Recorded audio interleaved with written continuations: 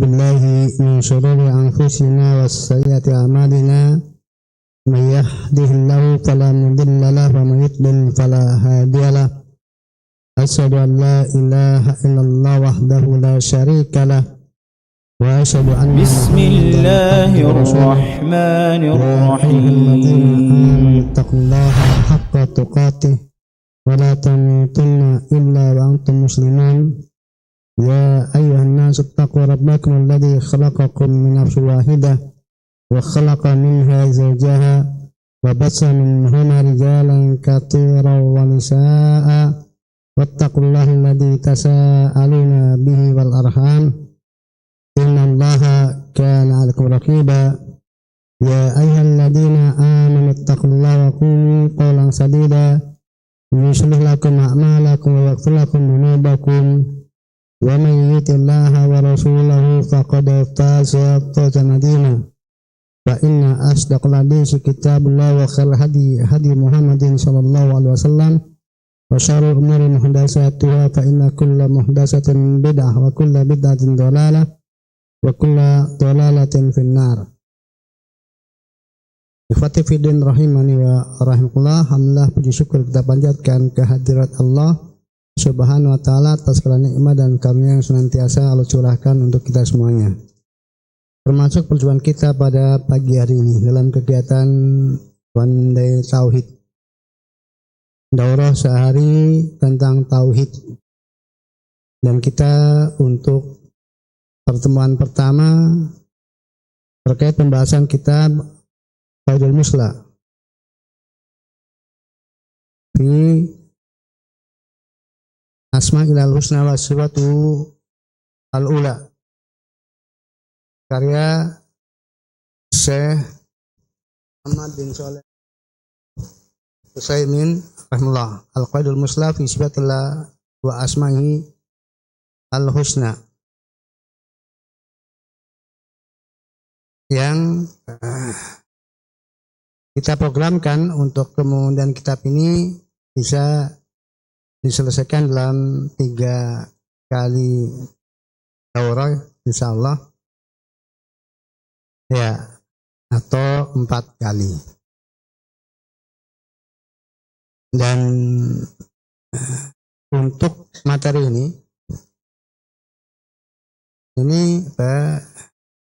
bukan materi yang populer, biasa dikaji di kajian-kajian rutin, artinya termasuk amat sangat jarang kajian rutin di tengah-tengah ikhwan salafiyin tentang membahas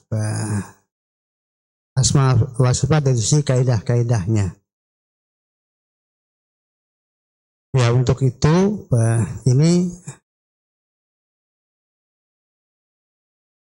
antum mau dianggap, kalau secara jenjang pendidikan mau kelas apa ini? Kelas TK atau SD?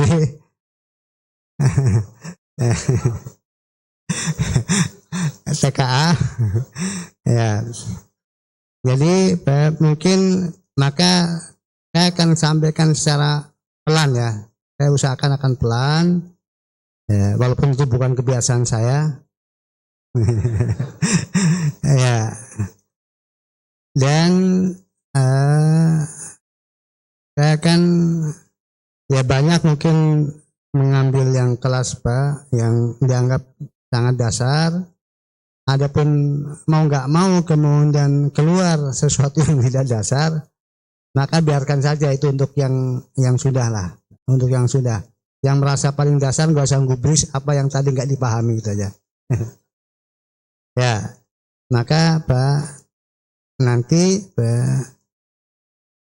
ketika muncul pertanyaan, maka nanti saya milah.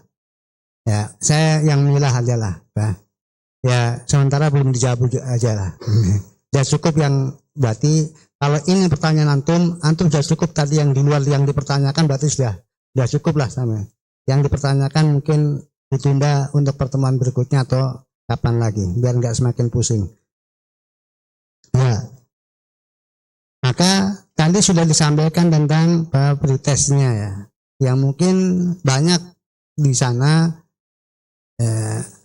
itu asing dari si kadang istilah, dan asing karena itu kaitannya dengan hafalan. Dan kalau berupa pemahaman itu karena harus ada dasar-dasarnya terlebih dahulu. Tidak bisa serta-merta langsung bisa menjawab kalau kemudian belum punya dasar-dasarnya sama sekali. Sehingga dimaklumi kalau kemudian salah, dan kalaupun betul bisa jadi itu kebetulan aja antum betul. Bukan karena antum paham. Jadi kebetulan karena kan tinggal betul atau salah gitu. Ya. Jadi probabilitasnya kan 50% itu. Terlalu besar probabilitasnya, 50-50 gitu. Ya, untuk setiap poinnya. Maka bisa dilihat dari empat pilihan. Nah, kalau 4 pilihan yang ada antum 3 diantaranya benar, ya berarti itu lumayan gitu. Artinya untuk itu kebetulan agak susah itu. Tapi kalau kemudian ya 1 diantaranya betul atau 2 diantaranya betul, ya itu pun bisa jadi kebetulan. Nah, sangat besar kemungkinannya itu kebetulan. Ya maka saya akan sampaikan materinya langsung dari kitab Qawaidul Mursal, dari mulai muqaddimah, yang itu nanti ya terkait dengan soal demi soal yang ada. Nah, maka sambil seiring berjalan penyampaian materi, maka sambil kemudian itu tadi soal yang ada, kalau kemudian terjawab dalam pemaparan materi, sehingga antum tahu tadi saya itu paham memang, maka saya jawabnya benar. Atau tadi memang jawaban saya benar tapi saya ngawur. Atau kemudian ya berarti saya salah tadi. Kemudian yang mau ditanyakan maka ditanyakan. Ya, jadi mungkin tadi setiap satu soal kan ada 4. Selesai dari 4, saya perkirakan itu sudah mencakup tentang soal yang pertama yang berisi 4 pilihan, maka diberikan kesempatan apa? Untuk bertanya gitu. Terus begitu. Ya, mengikuti penjelasan yang ada. Jadi penjelasan yang ada didudukan seperti apa? Juga sekaligus menjelaskan apa? Soal demi soal dan jawabannya. Ya. Silakan dibuka buku antum. Ya. Dan kalau menurut saya ambilnya, saya tetap baca bahasa Arabnya, terus dibaca apanya? Terjemahnya, biar antum juga mendengar kalam asli dari Muhammad bin Shalih Al-Utsaimin. Ya, beliau sampaikan, Bismillahirrahmanirrahim. Alhamdulillah nahmadu wa nasta'inuhu wa nastaghfiruh wa natubu ilaihi wa na'udzu billahi min syururi anfusina wa min sayyiati a'malina. May yahdihillahu fala mudilla lahu wa may yudlil fala hadiyalah. Asyhadu an la ilaha illallah wahdahu la syarika lahu wa asyhadu anna Muhammadan abduhu wa rasuluh.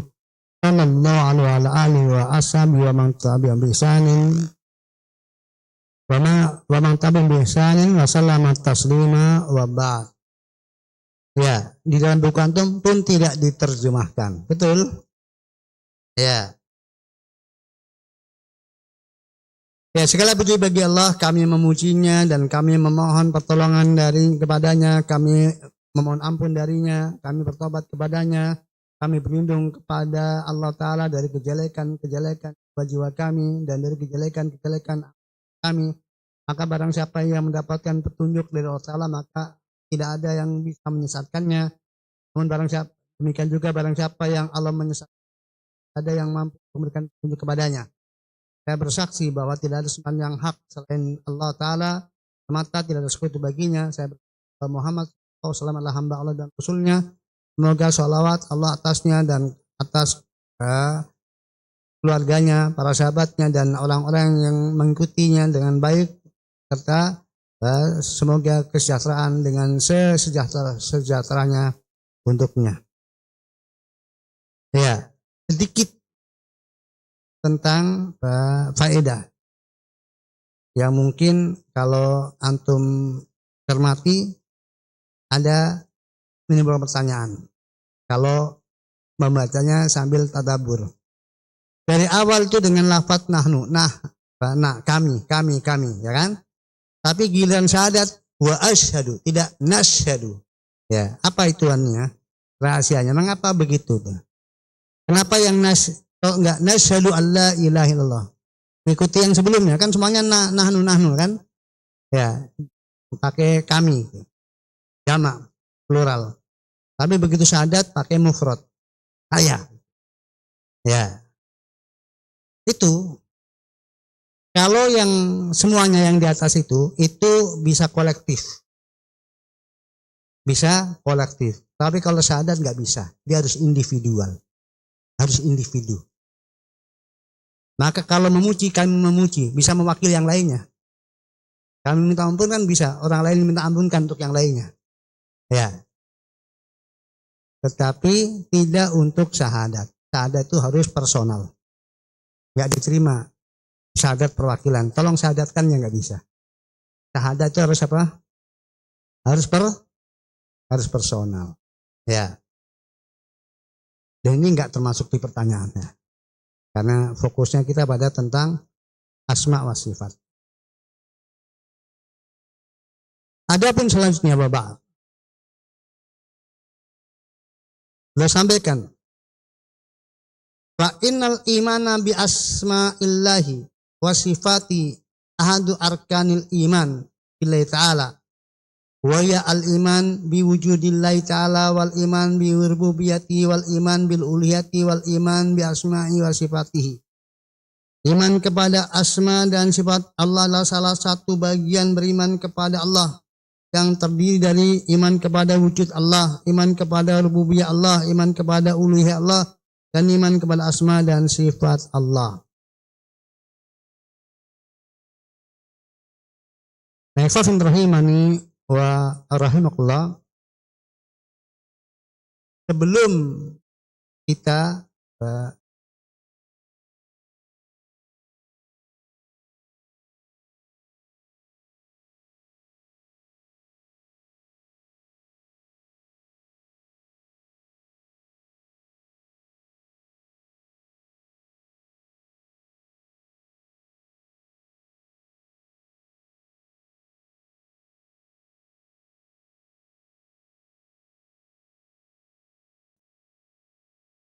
di sini saya akan ikuti aja dulu alur mu'alif. Penulis Syekh Muhammad bin Shalih Al-Utsaimin berbicara tentang urgensi dari tauhid asma wa sifat.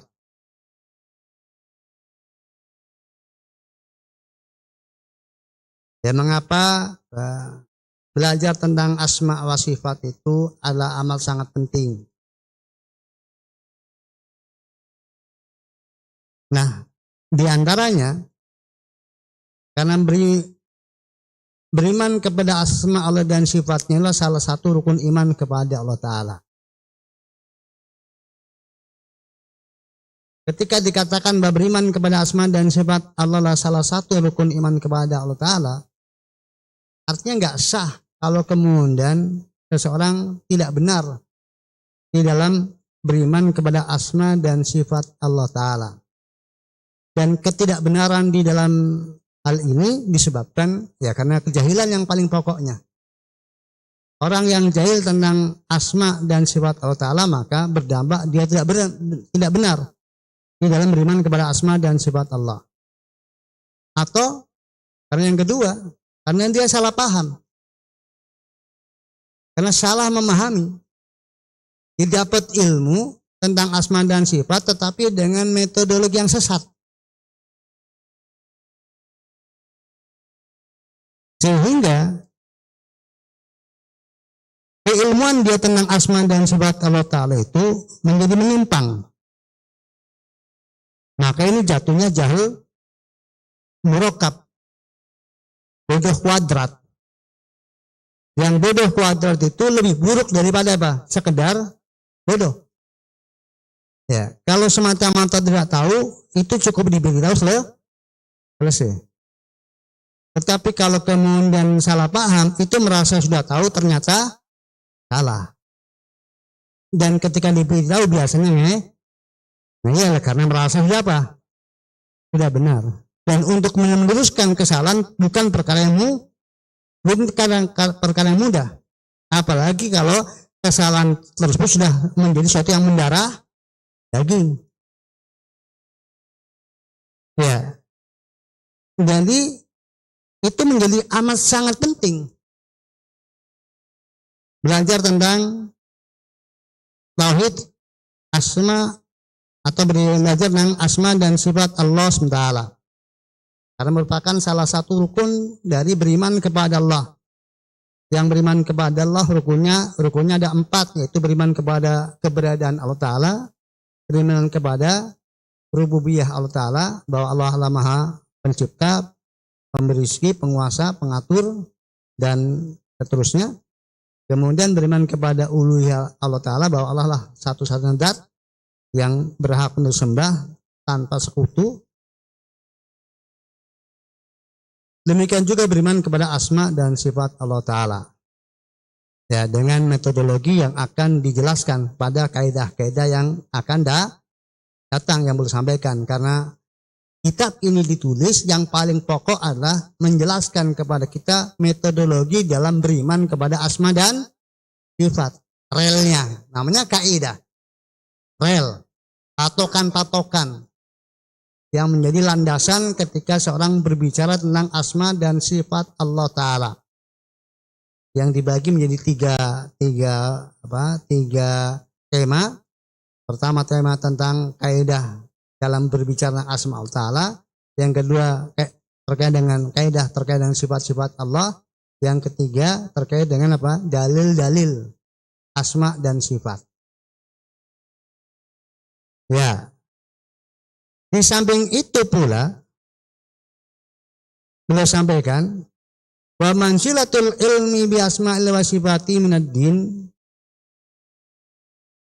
wa tauhidullah bihi ahadu aqsami tauhid as-salasa, tauhidul rububiyah wa tauhidul uluhiyah wa tauhidul asma wa sifat. Wa mansilatul fid din aliyah wa ahmiyatu azimah.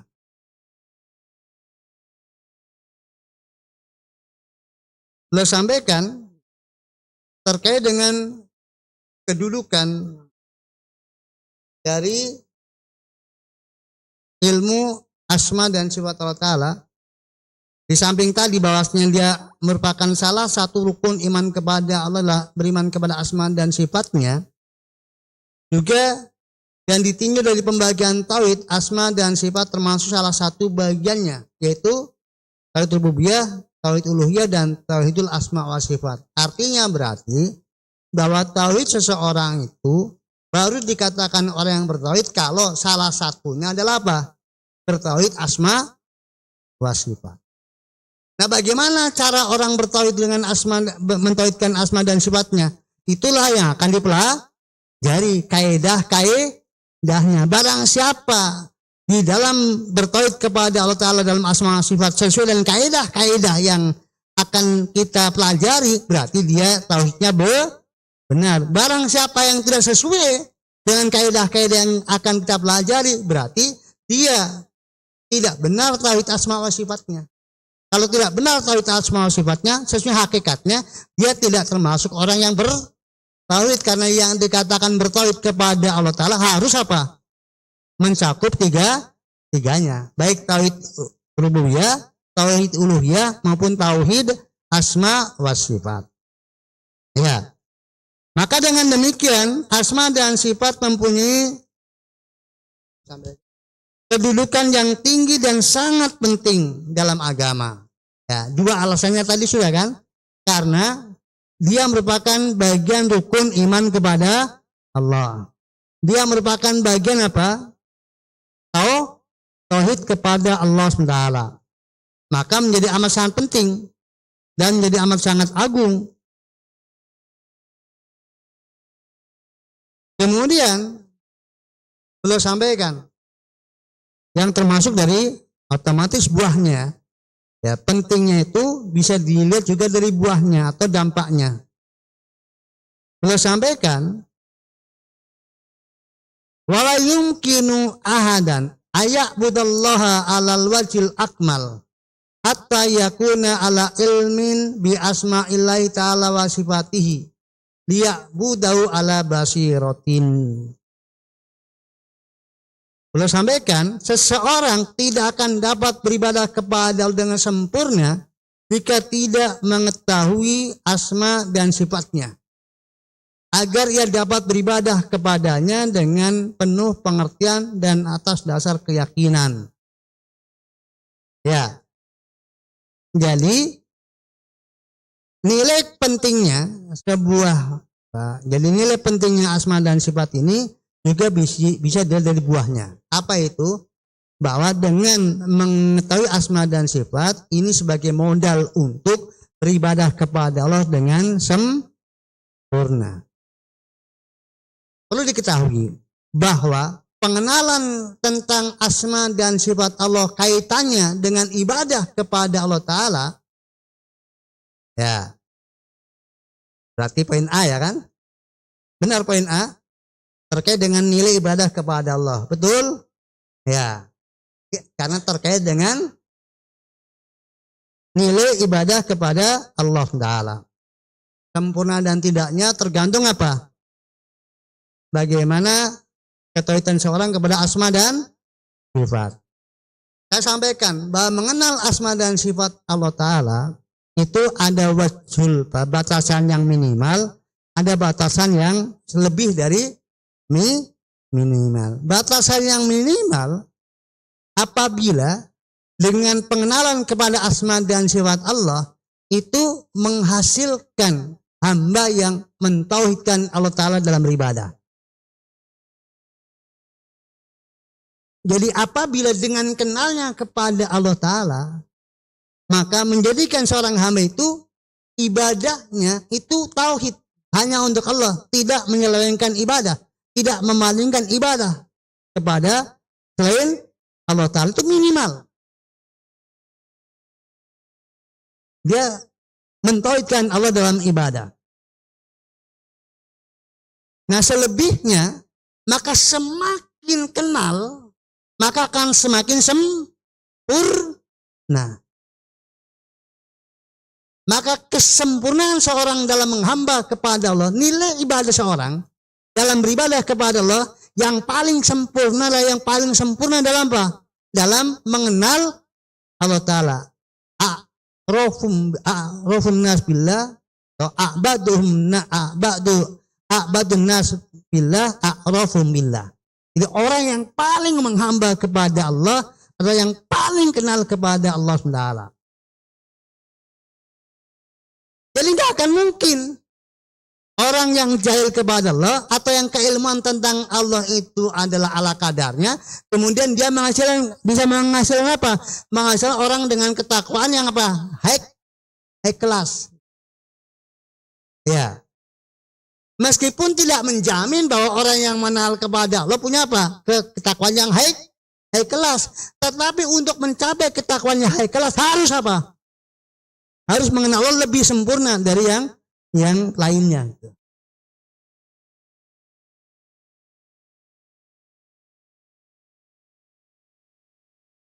Ya. Maka ikhwafin rahimani wa rahmatullah, apabila kita ingin naik kelas dalam ketakwaan kepada Allah Ta'ala, maka di antara modal dasar yang paling penting adalah tambahkan pemahaman kita, asupan kita tentang apa? Tentang asma dan sifat Allah Ta'ala. Dengan fondasi apa? Fondasi yang benar. Dengan kaidah-kaidah yang benar. Karena tanpa kaidah-kaidah yang benar nggak akan mungkin. Ya, kalau ada pertanyaan, memang dulu kalau sahabat belajar kaidah-kaidah, mereka nggak perlu belajar kaidah, memang sudah hati mereka full dengan kaidah, mereka nggak belajar nahu kan? Para sahabat belajar nahu apa enggak? Tapi ngomong Arabnya pasti benar, bacanya pasti benar. Karena kaidah sudah apa? Ya tersimpan dalam diri mereka, maka nggak perlu belajar kaidah. Karena mereka sudah apa? Sudah berkaidah sejak awalnya. Jadi nggak ada yang belajar nahu. Tapi baca pasti benar. Kita belajar nahunya 10 tahun baca tetap salah gitu ya. Karena orang yang hafal kaidah belum tentu apa. Tapi hari ini kalau nggak belajar kaidah bacanya berantakan. Ya, jangankan orang Indonesia, ya, orang Arab aja kalau nggak belajar nahu apa nggak bisa baca kitab. Ya, mereka nggak bisa untuk hari ini. Maka saya pernah jadi guru orang Arab, bahasa Arab, nahu. Ya. Ya. Jadi ada orang Yaman, ada anak Yaman, dia belajar sekelas sama saya di nahu. Nah, dia agak bebal gitu. Jadi privat, habis dari majelis dia privat ke saya, pelajaran nahu itu. Dia orang anak Yaman asli, bukan keturunan, Yaman asli itu.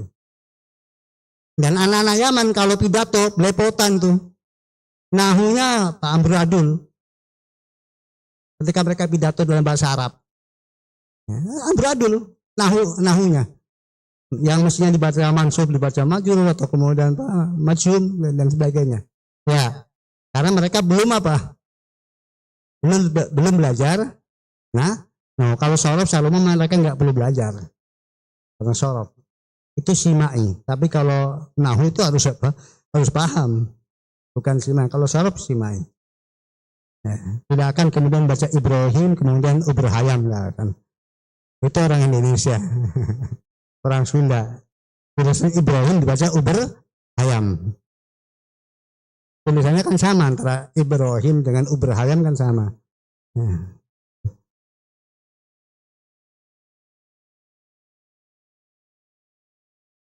Nah, kemudian jadi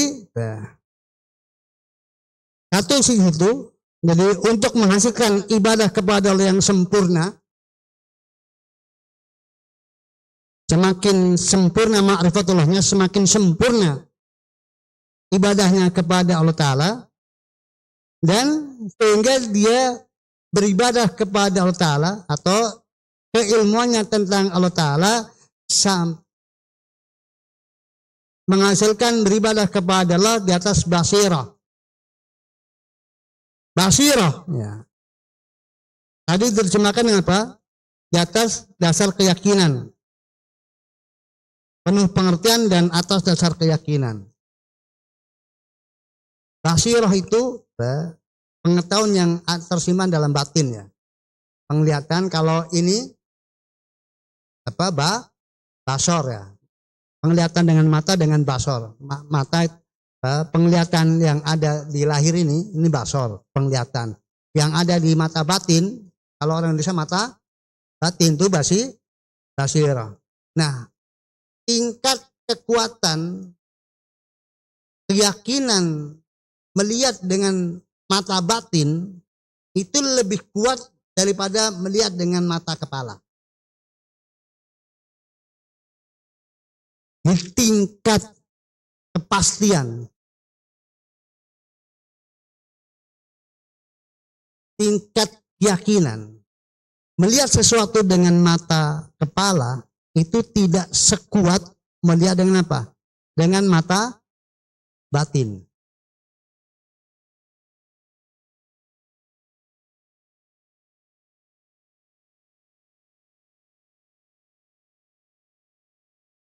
Itulah basirah. Sehingga kalau kemudian sampai basirah itu praktis nggak bisa diperdaya, nggak bisa dikelabui. Berbeda dengan apa? Melihat dengan mata kepala masih memungkinkan untuk apa? Dikelabui. Tapi melihat dengan mata batin, tingkat basirah itu nggak bisa dikelabui. Tingkat keyakinannya.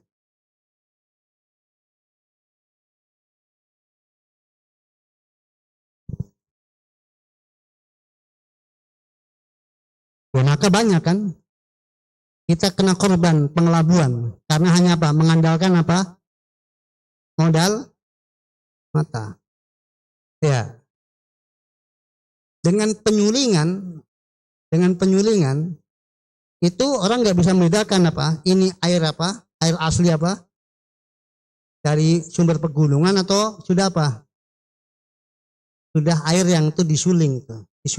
Karena apa? Modalnya. Nah, jadi kalau kemudian dikatakan ini loh, air asli pegunungan. Padahal itu air sulingan. Kalau modalnya mata, mungkin orang percaya? Mungkin percaya? Mungkin percaya. Karena hanya dengan apa? Modal penglihatan mata. Dia nggak punya kemampuan untuk mendeteksi. Beda kalau sudah dideteksi dengan apa? Dengan alat tertentu. Dengan alat bantu, maka baru diketahui ini apa? Sudah air sulingan, bukan air di pegunungan. Sudah air sulingan, bukan air pegunungan. Harus butuh alat bantu. Kalau dengan mata telanjang itu nggak bisa. Itu basar. Tapi kalau mata batin, basirah itu jadi keyakinannya bisa tergoyahkan. Maka seandainya dia membenarkan atau berpindah, itu bukan karena keyakinan, tapi karena ada tendensi apa? Sesuatu. Ya. Bukan karena dia melihat itu yang kami diyakini salah, bukan. Karena ada apa? Ada tawarannya apa? Yang dia apa? Merasa lebih menggiurkan tentang sesuatu. Jadi kalau ada orang punya akidah tentang sesuatu, dia sudah benar.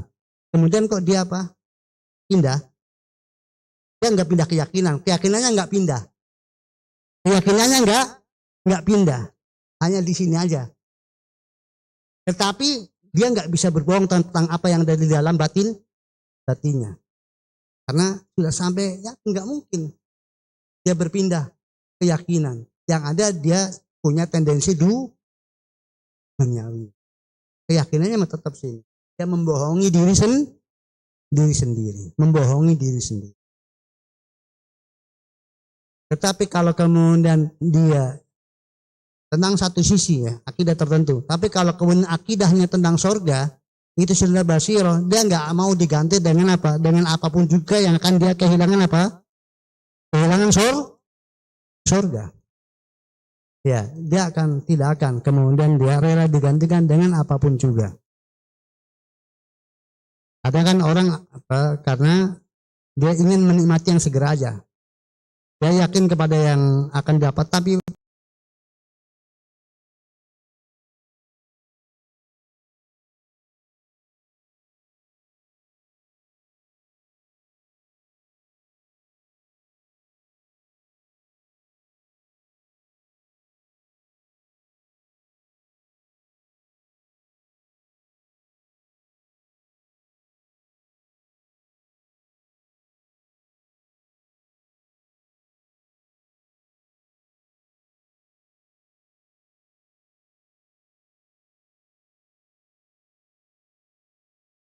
hadir.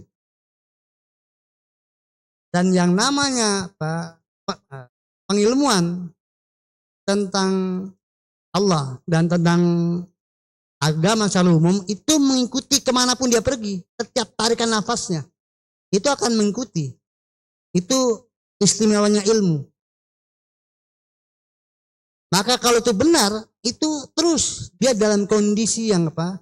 Yang tadi, imma dia beribadah kepada Allah seakan-akan lihatnya, atau dia beribadah kepada Allah dengan merasa diawasi oleh Allah Ta'ala. Jadi memori tentang Allah tetap terus tersimpan dan itu benar.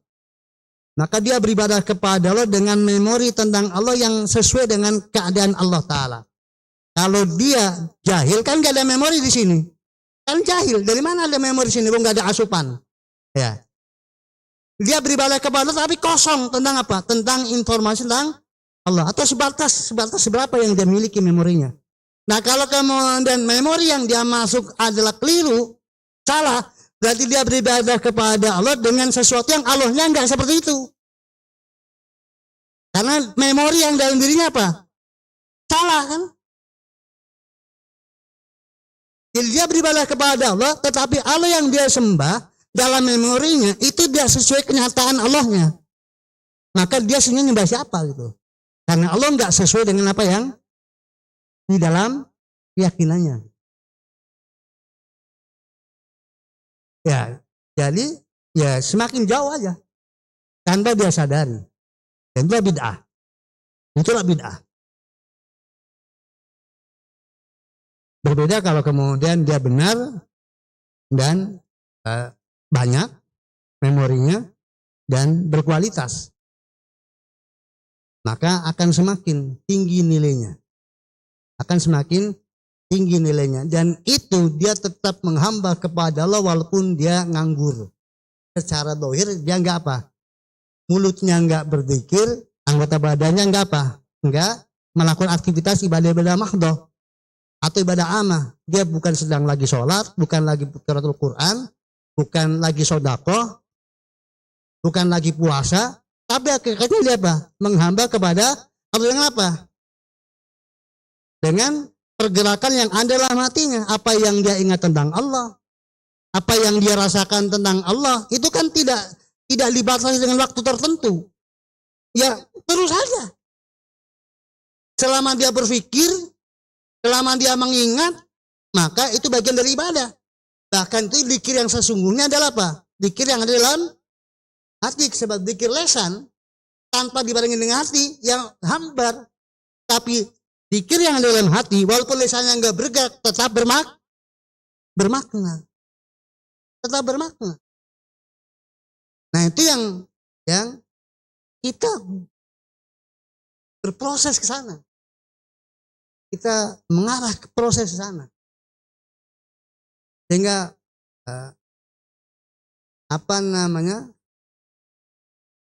melihat ibadah atau berbicara ibadah, kacamata kita tentang ibadah itu tidak melulu apa sebatas apa seseorang melakukan aktivitas sholat, puasa, zikir, itu yang ibadah mahdohnya. Ibadah umumnya apa? Sedekah, menghormati tamu, kemudian menghafal anak yatim dan sebagainya.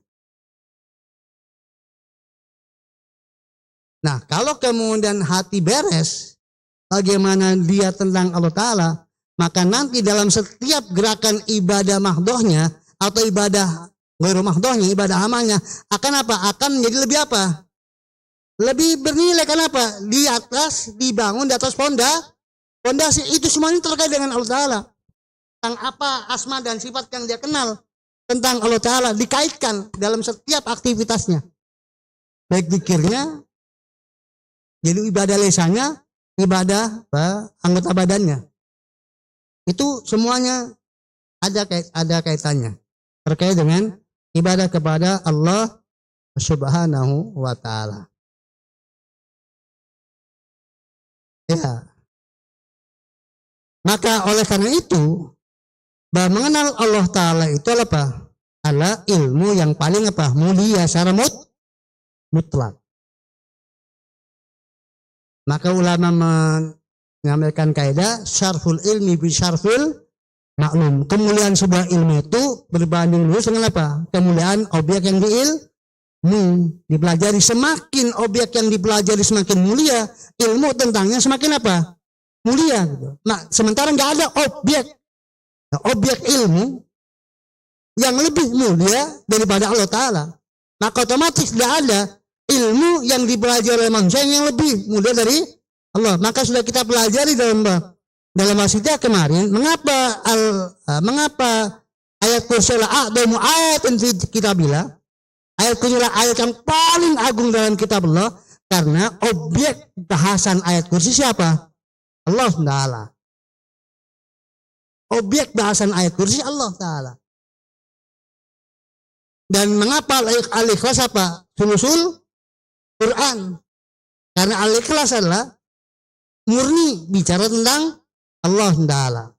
Itu semuanya membuktikan bahwa ilmu tentang Allah adalah ilmu yang paling mulia secara mutlak.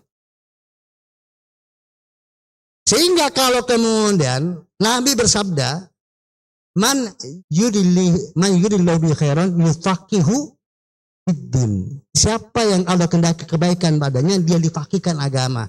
Nah, ilmu agama yang paling mulia ilmu apa? Ilmu tentang Allah Ta'ala. Maka kebaikan seseorang itu sangat terkait dengan apa? Dengan bagaimana pengilmuan dia tentang Allah SWT.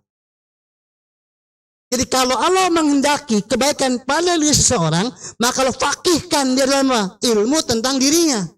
Yang paling pokok.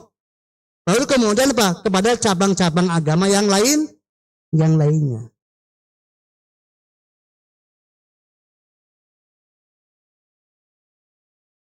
Ya, maka setinggi apapun ilmu agama seorang dalam bidang agama, tetapi sesat dalam bidang tentang Allah Ta'ala, maka tetap dianggap orang sesat. Gak layak dianggap apa? Dianggap sebagai tokoh agama. Bagaimana tokoh agama kalau kemudian ilmu tentang Allahnya sesat? Maka menjadi cacat yang melekat padanya. Ya, menjadi cap sebagai ahlul bid'ah, pemilik kesesatan, cacat yang luar biasa. Kalau kemudian salah paham, masih lebih mending yang tadi yang jahil tentang Allah Ta'ala daripada apa? Yang salah paham tentang Allah Ta'ala. Kalau ditinjau di tingkat keparahannya, dari sisi kerusakannya, dari sisi buruknya, maka lebih buruk orang yang sesat dalam memahami tentang Allah dibandingkan orang yang semata-mata dia jahil tentang Allah Subhanahu wa Ta'ala. Ya, maka lalu bersampaikan Allah Ta'ala walillail asmaul husna fad'uhu biha wa hadha yasmul du'a al-mas'alati wa du'a al-ibadati.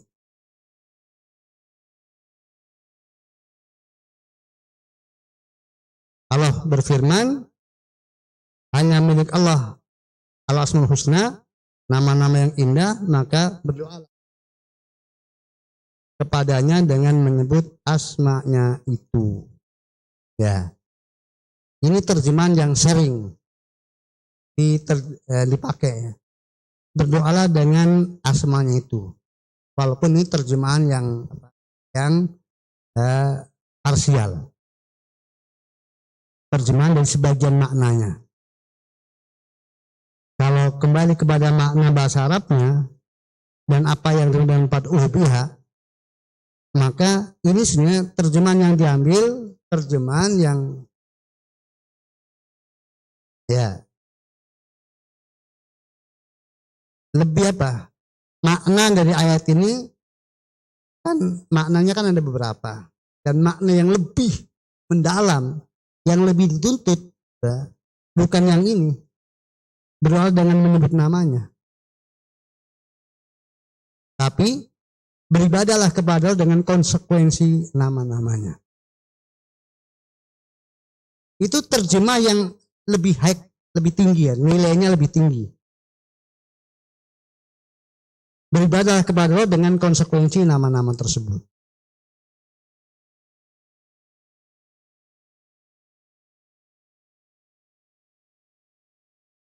Dan ini makna yang gak populer di tengah-tengah apa? Kaum muslimin Indonesia atau di tengah-tengah kaum muslimin secara umum dunia, dari awam kaum muslimin. Tetapi bagi yang kemudian belajar tentang asma dan sifat,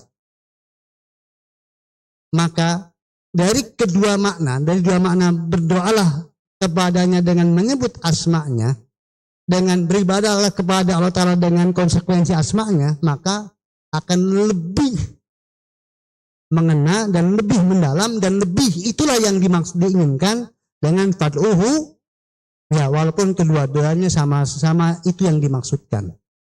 Tapi makna yang beribadahlah kepada dengan konsekuensi asmanya itu lebih. Karena ibadah itu lebih tinggi nilainya dari doa.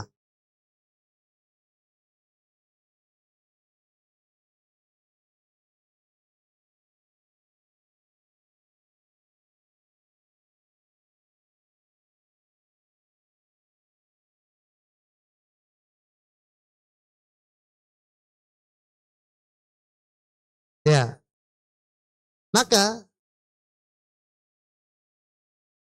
sebelum saya lanjutkan ke ragam doa yang belum sampaikan, jadi bukanlah belajar asma wa sifat itu kepentingannya apa? Semakin banyak mengenal istilah itu mah apa? Antum nggak tahu istilahnya juga nggak apa-apa gitu. Ya, itu mah kepentingan nomor apa?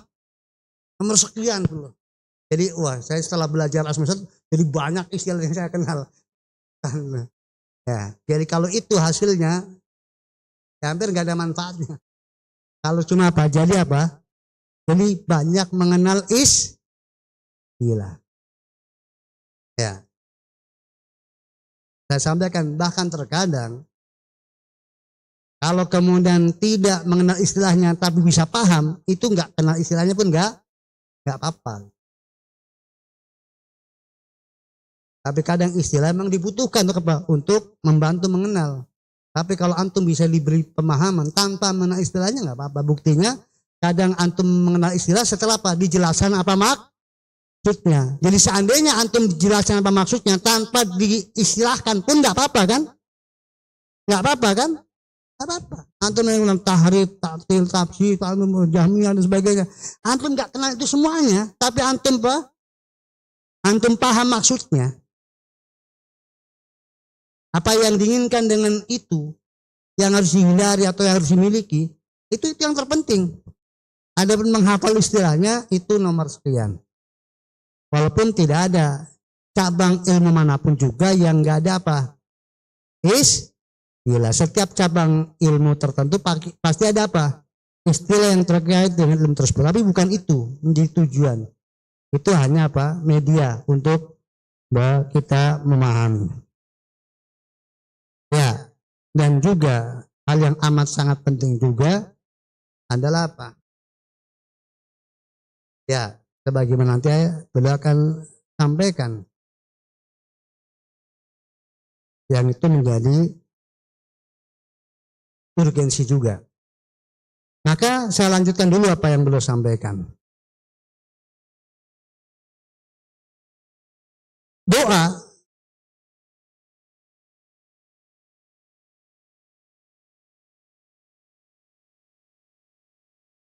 yasmul doa masalah wa doa ibadah, mencakup doa masalah maupun doa ibadah. Doa masalah anta taqaddama baina yaday matlubika min asma'illah ta'ala ma yakunu munasiban mislu antakula ya ghafur ighfirli ya rahim irhamni wa ya hafid ihfatni wa nahwi dzalik. Adapun yang dimaksud dengan doa masalah ya dalam kasus ini, sebelum ke beliau ke sini saya mukadimah dulu. Apa beda antara doa masalah dengan doa ibadah? Kalau doa masalah itu yang ada ucapan permohonan. Jadi kalau doa masalah pasti berupa apa? Ada tolak secara lisan. Ada permohonan secara lisan yang diajukan kepada Allah Ta'ala. Jadi lisan kita berbicara, mengajukan permohonan kepada Allah Ta'ala. Apapun permohonan itu yang diajukan kepada Allah, maka itu namanya apa? Doa masalah. Adapun doa ibadah aktivitas, ya, sebuah aktivitas yang mana dalam aktivitas tersebut adalah tujuannya untuk mendekatkan diri kepada Allah Ta'ala, menghamba kepada Allah, menghinakan diri kepada Allah, ya. Karena kecintaannya kepada Allah, karena pengagungannya kepada Allah, itu namanya doa ibadah. Bukan berupa tolak, bukan berupa permohonan, tapi berupa aktivitas.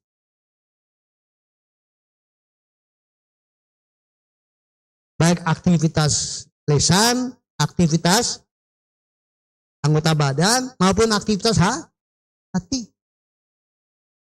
Yang itu adalah ditujukan kepada Allah Ta'ala sebagai wujud pengagungan dia kepada Allah, penghinaan diri dia kepada Allah Ta'ala. Yang tentunya di dalam aktivitas tersebut terkandung doa Allah. Dia ingin apa dari Allah Ta'ala yang tidak diucapkan secara lisan, tapi diinginkan. Dalam batinnya dia menginginkan untuk masuk surga, untuk selamat dari neraka, untuk dilancarkan rezekinya dan sebagainya. Walaupun apa? Nah, kalau keinginan yang ada dalam batinnya diucapkan secara lisan, namanya apa? Doa masalah. Adapun doa ibadah mengandung doa masalah. Doa masalah melazimkan doa ibadah. Doa masalah mengkonsekuensikan seorang hamba beribadah kepada Allah. Kemudian dalam beribadah kepada Allah ada apa? Ada kandungan doa masalah. Karena setiap orang yang beribadah kepada Allah Ta'ala ada tujuan yang dia inginkan. Ada keinginan yang dia ajukan kepada Allah. Tapi dengan cara dia menghamba kepada Allah Ta'ala. Nah, dalam kasus asma wa sifat, maka berdoa masalah adalah, sudah sampaikan,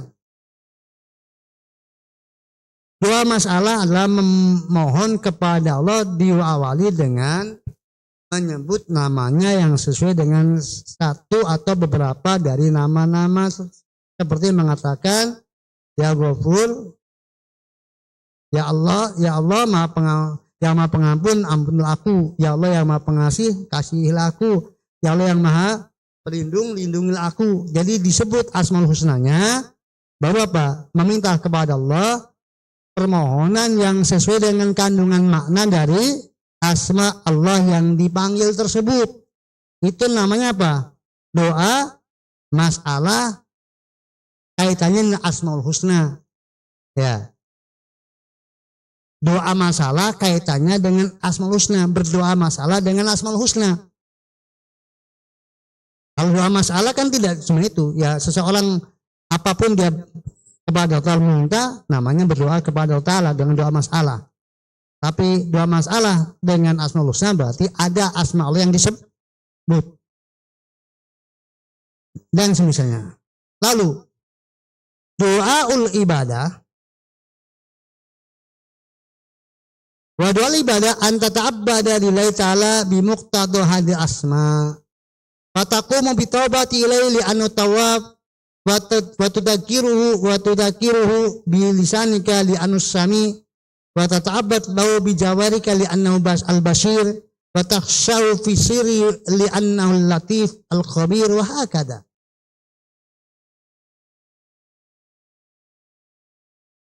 Sedangkan doa ibadah ialah melaksanakan ibadah kepada Allah berdasarkan al-asmaul husna ini. Ini maksudnya doa ibadah kaitannya dengan Asmaul Husna tadi. Fad'uhu biha. Seperti Anda bertobat kepadanya karena dia maha penerima taubat, berzikir dengan lisan karena dia maha mendengar, beribadah dengan raga karena dia maha melihat, takut kepadanya meskipun dalam keadaan sendirian karena dia maha tahu dan maha teliti dan seterusnya. Ya, setelah antum mendengarkan penjelasan saya Muhammad bin Shalsamin, mana yang lebih dituntut seorang hamba? Doa masalah atau doa ibadah? Kaitannya dengan Asmaul Husna, mana yang lebih mendalam?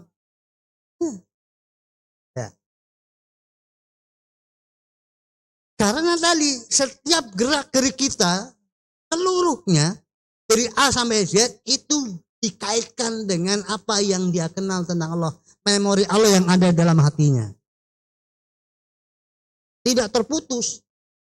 Apapun yang dia kerjakan, dia lakukan, itu dia kaitkan dengan apa yang tersimpan tentang Allah dalam memorinya. Semakin banyak satu aktivitas dia lakukan karena ya, banyak memori tentang Allah yang dia ingat, yang kemudian menghasilkan aktivitas ini, maka itu apa? Semakin tinggi nilainya. Saya menyembah Allah dengan ini karena Allah begini. Saya menyembah karena Allah begini, karena Allah begini, karena Allah begini. Satu aktivitas. Padahal apa? Innamal a'malu bin niat wa innamal likulli imri'in mana. Ya kalau tidak ada dalam aktivitasnya tadi kecuali hanya Allah yang melatar belakang semua, itulah keikhlasan yang sejati. Itulah semakin banyak, semakin ikhlas.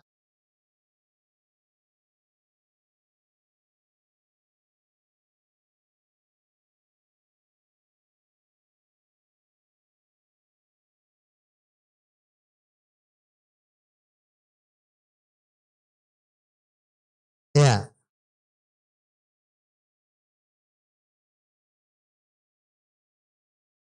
Kemudian kita lanjutkan dengan perkataan beliau selanjutnya. Selesaikan mukadimah ini. Wa min ajli manjilati hadhihi wa min ajli kalamin nasi fihi bil haqqi taran bil batil an-nasi anil jahli aw ta'assub taratan ukhra. Dan karena kedudukan yang tinggi ini, ya, dan juga karena perbincangan manusia tentang hal ini, tentang asma wa sifat, ada kalanya benar ketika berbicara mereka, dan ada kalanya batil. Dan kebatilan itu pun latar belakangnya ada dua.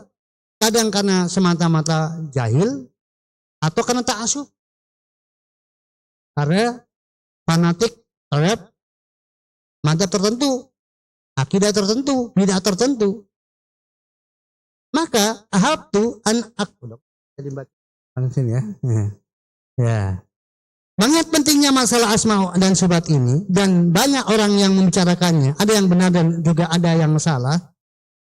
Karena tidak mengerti atau hanya karena ta'assub fanatik. Ahbabtu an aktuba fi ma tayassara minal qawaid rajian minal ta'ala ayaj'ala amali khalisan liwajhi muwafiqan limardatihi nafian li abdihi. Maka kami ingin menulis tentang kaidah-kaidah dalam bidang ini dengan harapan semoga Allah menjadikan usaha kami ini semata-mata lillah, mendapat ridhonya dan bermanfaat untuk hamba-hambanya. Ya, khalisan liwajhihi itu diterjemahkan dengan mendapat ridhonya. Ingat, kalau ini bukan terjemahan yang semestinya. Artinya kita husnudon, bahwa yang menerjemahkan ini adalah bukan dalam rangka mengingkari wajah Allah Ta'ala. Kan aslinya khalisu wajhihi. Jadi amalku ini murni untuk mencari wajah Allah Ta'ala. Jadi itu terjemahannya mestinya. Tidak ridhonya. Karena ridho Allah bukan terjemahan wajah Allah Ta'ala. Bukan makna dari wajah Allah lah ridho Allah. Meskipun bahwa mencari wajah Allah Ta'ala terkandung dalamnya apa? Mencari ridho Allah. Maka orang yang mencari wajah Allah pasti mencari. Tetapi orang yang mencari ridho Allah belum tentu mencari wajah Allah. Ya. Itu bedanya. Jadi kalau orang beramal demi wajah Allah pasti dia mencari keridhaan Allah Ta'ala. Karena menemukan wajah Allah, mendapatkan wajah Allah, melihat wajah Allah gak akan dapatkan tanpa apa? Tanpa keridhaan dari Allah Ta'ala. Tetapi orang mencari ridho Allah Ta'ala belum tentu punya keyakinan Allah punya wajah. Di blank aja. Gak tersimpan memori dalam hatinya. Kalau Tuhannya punya wajah. Tapi kalau mencari wajah Allah Ta'ala tersimpan dalam hatinya. Bahwa dia beramal demi wajah Allah Ta'ala. Otomatis. Itu demi ridho Allah Ta'ala. Ridho Allah akan dapatkan. Kalau amalnya adalah demi wajah Allah SWT. Tapi kalau menafikan wajah Allah Ta'ala karena salah paham, itu bisa kekafiran. Kalau jahil ya namanya jahil. Maka ada orang yang tidak beriman lalu punya wajah karena nggak tahu. Ada yang apa? Karena fanatik tadi, karena ta'assub dengan bid'ah. Maka dia nggak mau juga. Kalau nggak punya wajah loh, ini ayatnya bukan wajah, itu bukan wajah maksudnya, tapi ya ridho atau dat.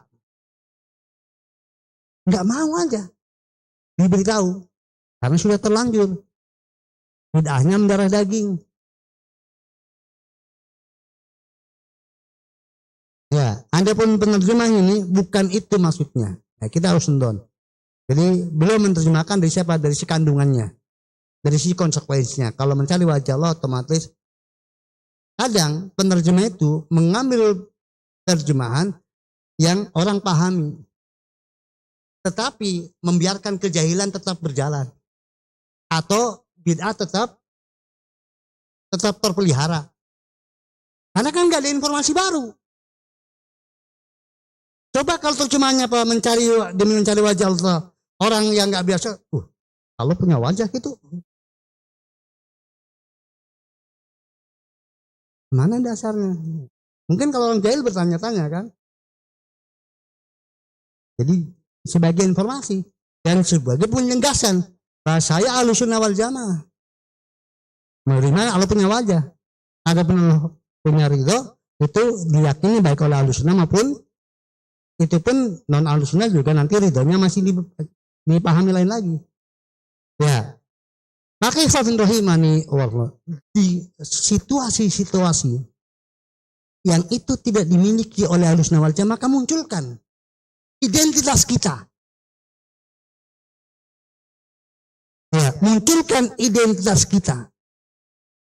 Tamayus, ada sisi beda. Kita harus tampil beda dengan kebenaran yang kita miliki. Yang siapa yang tidak memilikinya itu berbahaya. Itu sesat. Kesatannya karena kejahilan atau kesatannya karena obat menyimpang. Tapi dia tidak dalam posisi yang benar. Nah, harus identitas kita sebagai Ahlussunnah wal Jamaah, ahlul haq itu harus dimunculkan.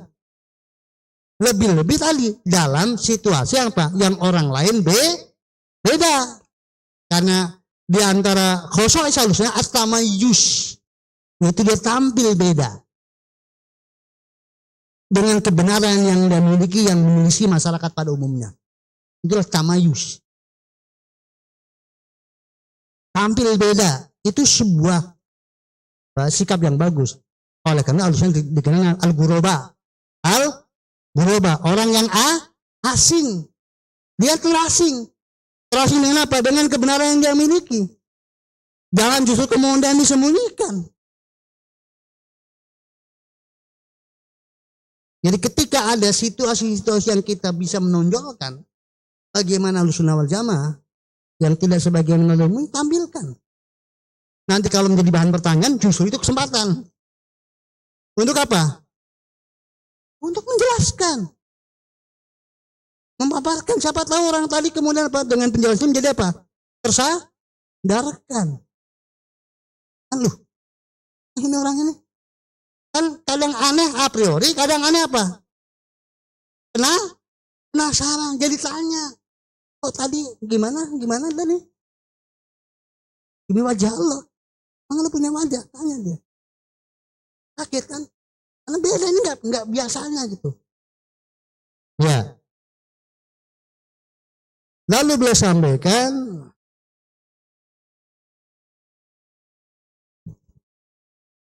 wasamatu al-qaid al-musla fi sifatillahi ta'ala, maksudnya ya wasifatillahi ta'ala wa asma'ihi al-husna.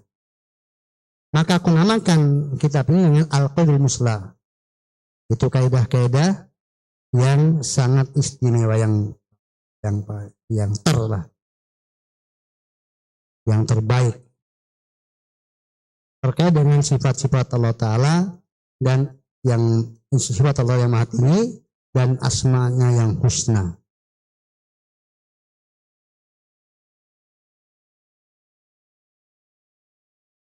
Ya.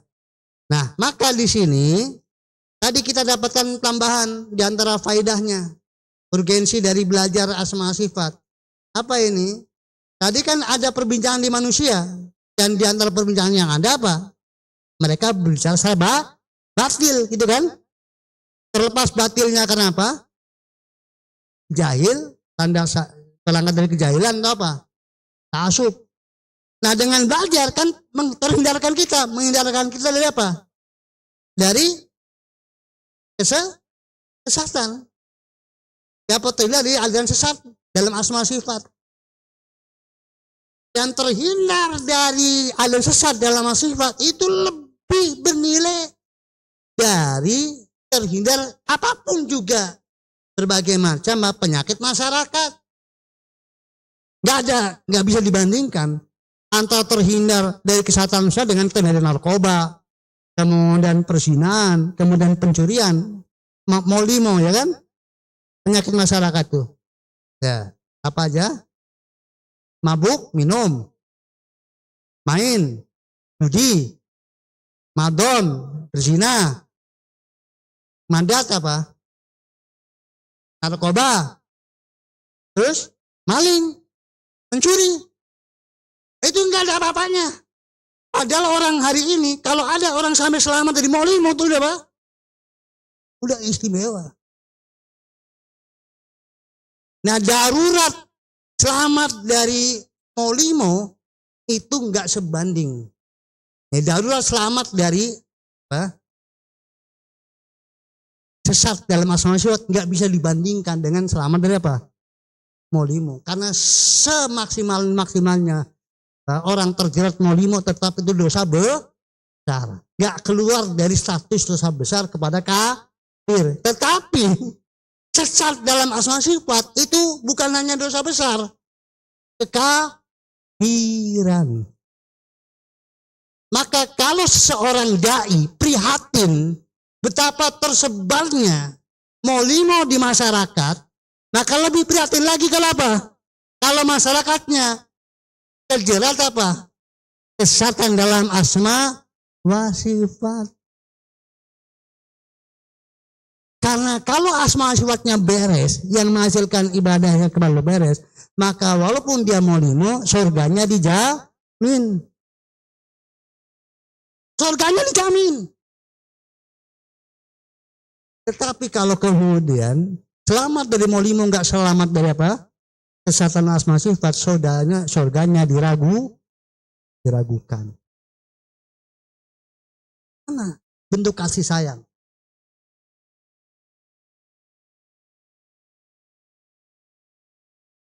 Ya, itu wujud kasih sayang. Jadi orang banyak prihatin dengan kondisi hari ini. Betapa perzinahan sudah termasuk yang terbaru oleh guru dengan murid di sekolah madrasah lagi itu. Memang sudah sedemikian rupa kondisi perzinahan sudah dianggap apa? Hal yang biasa. Maka ada yang jangan dihukum, itu sudah suka sama suka kok. Bukan pemaksaan. Dinikahkan aja.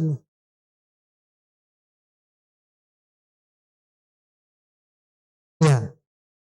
Dan lebih parah lagi, ini masyarakat tuh terjangkit dengan pemahaman yang menyimpang dalam asma sifat.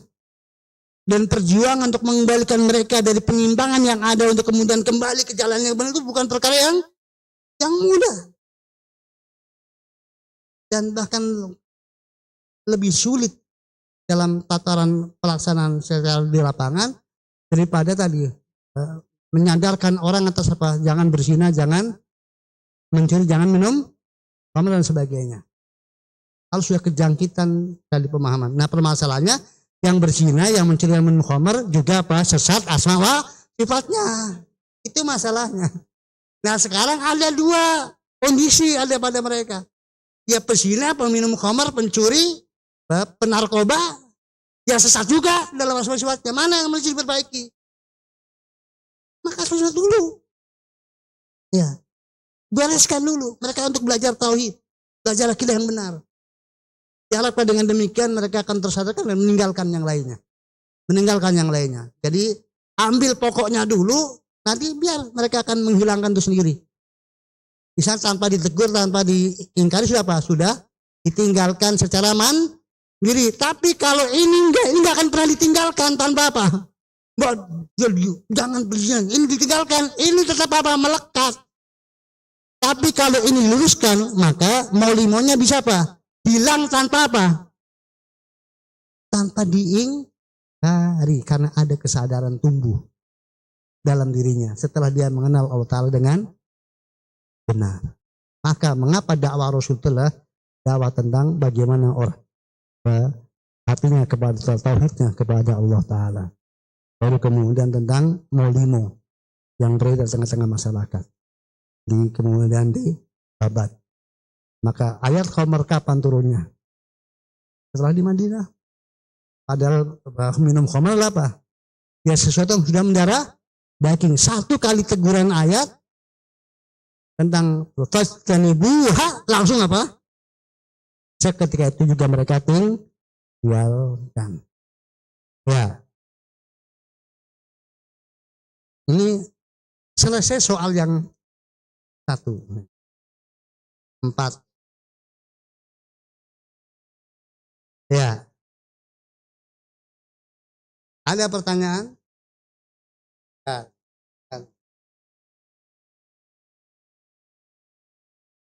Syukran Ustadz, jazakallahu khairan atas kesempatan untuk bertanya.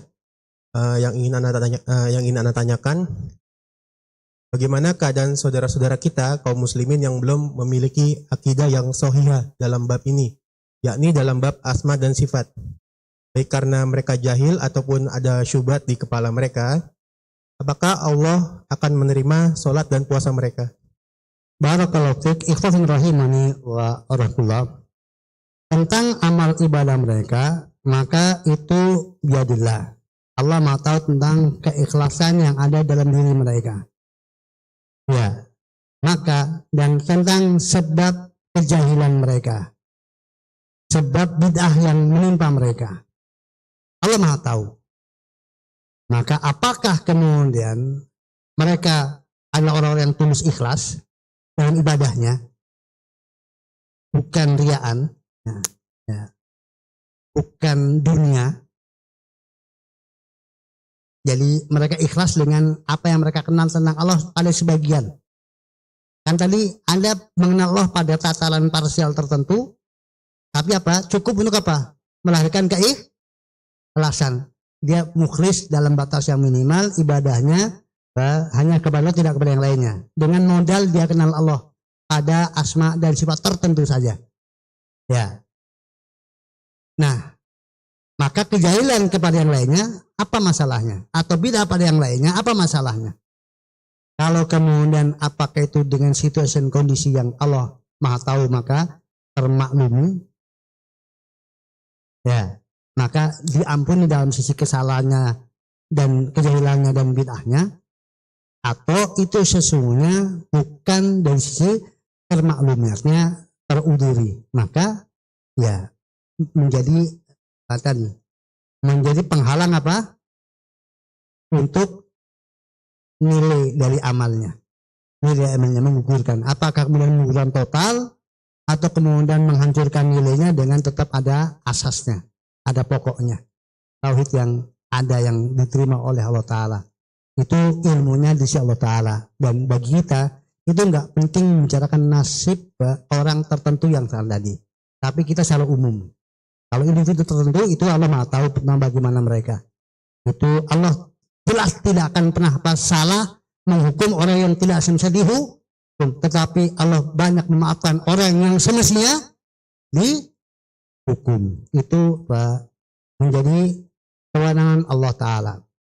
Tetapi secara hukum bahwa kesalahan dalam asma wa sifat bisa menggugurkan apa? Menggugurkan nilai amal ibadah. Jangankan salah dalam kaidah-kaidah asma sifat.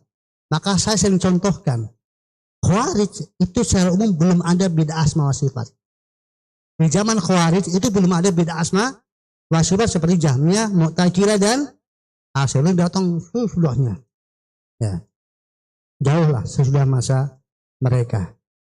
Tapi dengan bid'ahnya yang sedikit tentang Allah itu cukup untuk meruntuhkan nilai amal mereka berupa sholat, puasa, qiraatul Quran. Mereka tetap menjadi penghuni neraka dengan bid'ah yang sedikit tentang Allah Ta'ala, yaitu tentang Allah tidak mengampuni pelaku dosa besar. paham tentang Allah. Allah tidak mengampuni pelaku dosa besar. Allah maha pengampun atau tidak? Maha pengampun. Tapi untuk pelaku dosa besar Allah tidak. Itu kan salah paham aja tentang Allah sedikit. Tapi efeknya luar biasa. Bagaimana lagi dengan yang Allah nggak begini, Allah nggak begini, Allah nggak begini, Allah begini. Coba ya, antum merenungkan baik-baik. Ya. Demikian. Yang lainnya silakan. Mana? Ya.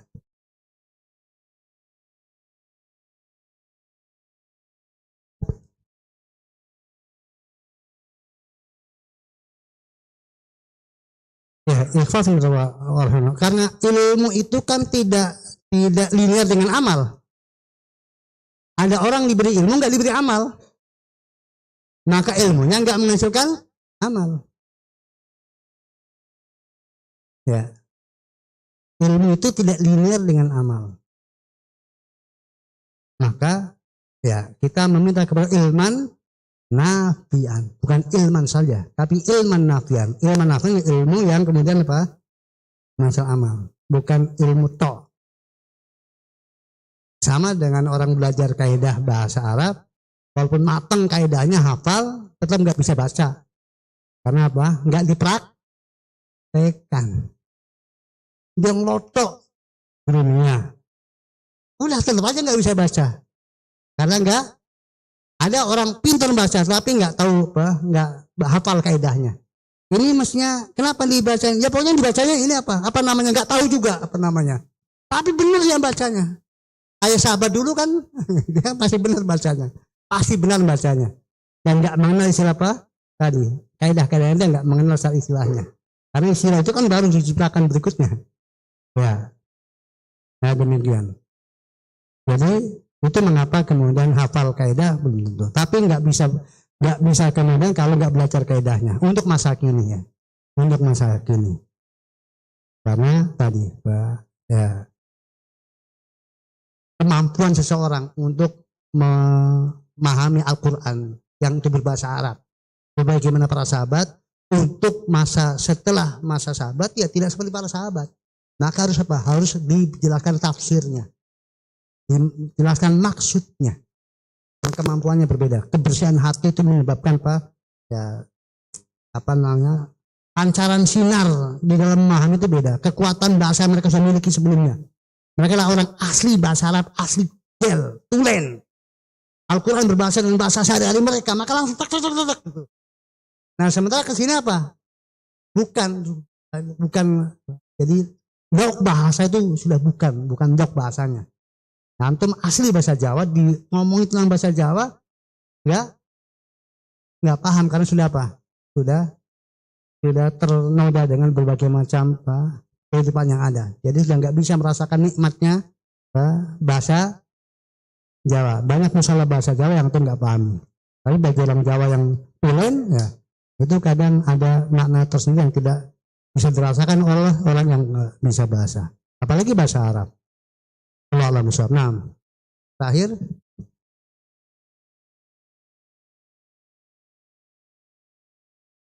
Ya.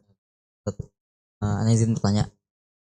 Problematika kebanyakan penuntut ilmu saat ini tuh saat ketika ia telah tadi ya mempelajari kaidah-kaidah ilmu tauhid. Nah, malah menjadikan dirinya itu masih memiliki akhlak yang kurang, baik itu kepada sesama penuntut ilmu sekalipun atau bahkan di luar penuntut itu. Nah, apakah yang menjadi penyebab utama seseorang itu telah belajar tauhid itu tadi yang telah Ustadz juga jelaskan bahwasanya ilmunya itu tidak menjadi ilmu yang nafi atau bagaimana? Barakallahu fiik. Ya, rahimani wa rahimakumullah. Kalau kemudian ditinggal di sisi ilmu tidak linear dengan amal. Ilmu tidak linear dengan amal. Maka orang belajar tauhid tidak mesti bahasnya dia itu dengan amal. Bisa saja seorang belajar untuk ada tendensi duniawi di dalamnya, tidak menutup kemungkinan. Tetapi kalau kemudian dilihat dari persentase, maka bahwa kan tadi nilai kesalahan kan ada ini ya, ada apa? Ada tingkatan. Orang selamat ya. Jadi supaya ini orang selamat dia dari akhlak apa? Akhlak tercela, terkait dengan sesama. Tapi dia buta tentang apa? Tentang ilmu tauhid. Itu kan tadi. Kalau kemudian dia kebagusan akhlaknya kepada sama menghalangi dia untuk belajar tauhid, maka satu sisi itu ada dua kemungkinan dan bisa jadi dua-duanya ada. Satu adalah dia terpedaya oleh setan. Setan telah sukses mengelabuinya bahwa akhlak dia itu cukup untuk memasukkan dia ke dalam surga. Antum nggak usah belajar tauhid sudah bagus. Karena tujuan agama yang paling pokok apa? Akhlaknya. Dia kesalahan sangat besar. Ya. Karena tujuan agama itu kan untuk seorang apa? Beribadah kepada Allah tanpa mempersekutukannya. Ibadah kepada Allah dengan ilmu tentang Allah Ta'ala. Bukan tentang jahil tentang Allah Ta'ala. Ya. Kemudian yang kedua, bisa jadi bahwa karena dalam muamalah bersama itu ada nilai yang duniawi yang tak ternilai, yang dia senang dengan itu. Ada kenikmatan yang baginya dia senang. Kenapa? Semua orang memujinya, masya Allah sebulan tuh. Dia ternyata tersimpan dalam batinnya dan dinilai baik oleh. Sementara dia apa? Meremehkan apa belajar tauhid itu juga. Ya, dia belajar tauhid nggak sebagus saya akhlaknya. Ya, ternyata dia ada apa? Ada duniawi dan dua-duanya apa? Menghancurkannya. Ya, terhalangnya dia dari ilmu yang itu menjadi asasi dia kehancuran baginya. Kemudian kebagusan akhlaknya ada tendensi duniawi dia apa? Menghancurkan baginya. Dia nggak dapat apa-apa dari agama. Ya. Dan secara ilmu tauhid itu secara umum itu la mahallah. Jadi ilmu tauhid itu kan ilmu yang dia dikejar lidatnya. Jadi berilmu itu sendiri sudah apa? Sudah merupakan keimanan karena min Allah Ta'ala. Allah berfirman, Allahu khalaqa sab'a samawati wa min al-ardi mislahunna yatanazzalu amru bainahunna lita'lamu anna Allaha ala kulli syai'in qadir wa anna Allaha qad ahata bi kulli syai'in ilma. Fa'lam annahu la ilaha illallah. Itu ilmu tentang Allah, ilmu lidatihi. Kita lidatihi. Tapi kalau sholat, aqimus sholat, tegakkan sholat. Untuk bisa menegakkan sholat, caranya apa? Mengilmu tentang sholat. Maka ilmu tentang sholat itu wasilah untuk bisa sholat. Ya. Bagi wasilah aja untuk bisa sholat.